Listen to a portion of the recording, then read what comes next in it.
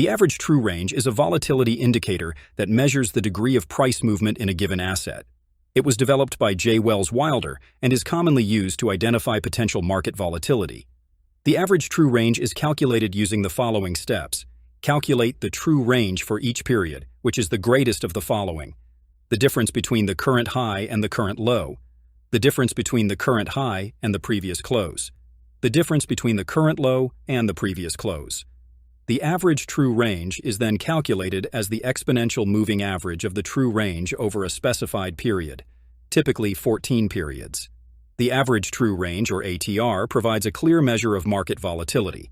Higher ATR values indicate greater volatility, while lower ATR values indicate lower volatility. Traders often use the ATR to set stop-loss levels. A common strategy is to place the stop-loss order at a multiple of the ATR below the entry price in a long trade or above the entry price in a short trade. The ATR can help identify potential entry and exit points by highlighting periods of increased volatility, which often precede significant price moves. By monitoring changes in the ATR, traders can confirm the strength of a trend.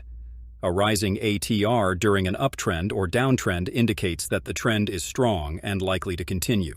The ATR can help filter out false breakouts by ensuring that a breakout is accompanied by a significant increase in volatility. Imagine you're analyzing a stock that has been relatively stable with low volatility. Suddenly, the ATR starts to rise, indicating increased volatility. This could signal that a significant price move is imminent.